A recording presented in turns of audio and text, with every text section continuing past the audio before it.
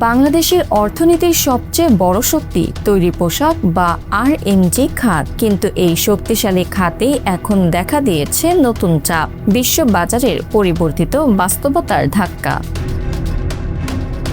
সর্বশেষ তথ্য অনুযায়ী বাংলাদেশের তৈরি পোশাক রফতানির সবচেয়ে বড় বাজার ইউরোপীয় ইউনিয়নে চলতি অর্থ বছরের জুলাই থেকে মার্চ সময়ে রফতানি কমেছে প্রায় ৬.৯৯%।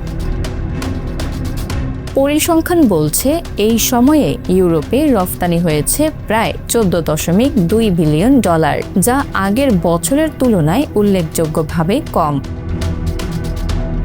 কারণ কি?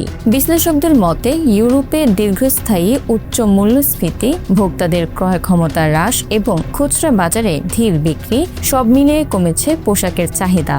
এর সরাসরি প্রভাব পড়েছে বাংলাদেশ সহ রফতানি নির্ভর দেশগুলোর ওপর। শুধু ইউরোপ নয়, বিশ্বজুড়ে চিত্র কিছুটা একই। বাংলাদেশের মোট তৈরি পোশাক রফতানি চলতি 9 মাসে দাঁড়িয়েছে প্রায় $28.58 বিলিয়ন, যা আগের বছরের তুলনায় 5.51% কম।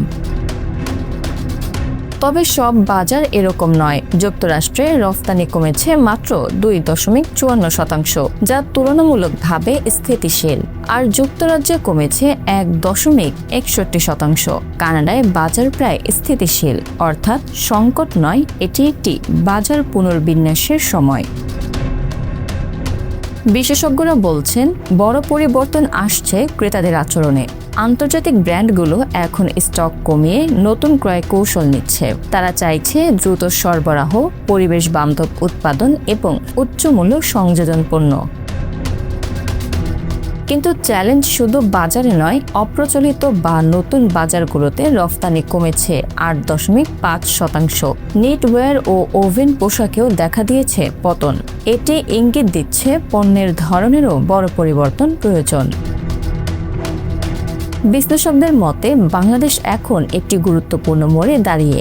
একদিকে রয়েছে ভিয়েতনাম, ভারত, তুরস্কের মতো প্রতিযোগী দেশ যারা প্রযুক্তি ও টেকসই উৎপাদনে এগিয়ে যাচ্ছে। অন্যদিকে বাংলাদেশ এখনও নির্ভর করছে ঐতিহ্যগত উৎপাদন কাঠামোর ওপর। বিশেষজ্ঞরা বলছেন এই পরিবর্তনকে সংকট নয়, বরং সুযোগ হিসেবে নিতে হবে, কারণ উচ্চ মূল্য সংযোজন, ডিজিটাল উৎপাদন এবং পরিবেশ বান্ধব ফ্যাক্টরি, এই তিনটি ক্ষেত্রই ভবিষ্যতের চাবিকাঠি। বাংলাদেশের আর&জি খাত থেমে যায়নি, শুধু পরিবর্তনের মুখোমুখি হয়েছে। এখন প্রশ্ন একটাই, এই পরিবর্তন কি নতুন প্রবৃদ্ধির দরজা খুলবে, নাকি প্রতিযোগিতার চাপে হারিয়ে যাবে পুরনো শক্তি? Bangla affairs news desk.